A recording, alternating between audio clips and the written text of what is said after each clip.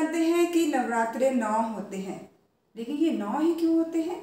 चलिए आज जानते हैं इसके पीछे की अद्भुत कहानी। एक था असुर महिषासुर।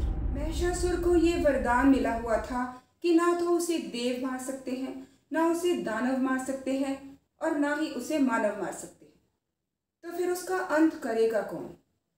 उसका अंत कर सकती थी तो सिर्फ और सिर्फ नारी शक्ति। वरदान के घमंड में महिषासुर ने सोचा कि एक नारी उसका क्या ही बिगाड़ लेगी। उसने पृथ्वी लोक पर अत्याचार करना शुरू कर दिया। घमंड में वो इतना चूर था कि उसने स्वर्ग लोक पर अपना कब्जा जमा लिया। महिषासुर के अत्याचारों से बचने के लिए सभी देवता त्रिदेव के पास गए। त्रिदेव यानी ब्रह्मा, विष्णु और महेश।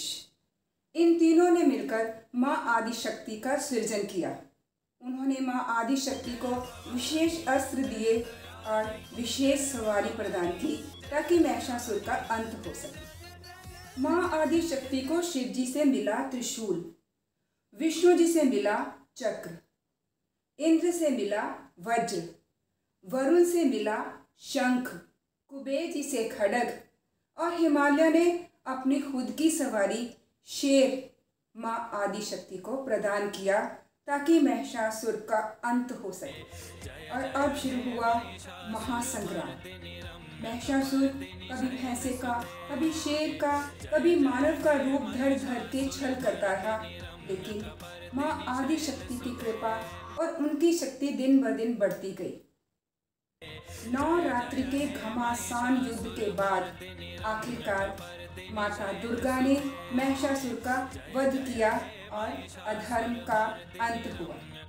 क्योंकि ये घमासान युद्ध 9 रात्रि तक चला, इसीलिए हम नवरात्रे मनाते हैं, यानी कि नवरात्रे 9 होते हैं। इस कहानी से हमें ये शिक्षा मिलती है कि जब भी दुनिया में अहंकार और अधर्म बढ़ेगा तब कोई ना कोई दैवीय शक्ति अवश्य आएगी जो कि संतुलन बनाएगी। इसलिए हमें अपनी जिंदगी में भी साहस और विश्वास को बनाए रखना है ताकि हम बुराइयों पर जीत प्राप्त कर सकें। और यही थी वो अद्भुत कहानी जिससे हमें पता चला कि नवरात्रि में 9 दिन क्यों होते हैं। और साथ ही हमें ये पता चला कि बुराइयों का अंत करने के लिए हमेशा कोई ना कोई दैवीय शक्ति ज़रूर आती है। आशा है कि इस अद्भुत कहानी को सुनकर अब आपको पता चल गया होगा कि क्यों नवरात्रे 9 होते हैं। और अगर आपको कहानी पसंद आई हो, आपको विचार पसंद आए हो, तो AVKV आम भी खास भी को लाइक, शेयर, कमेंट, सब्सक्राइब और फॉलो ज़रूर करें। धन्यवाद।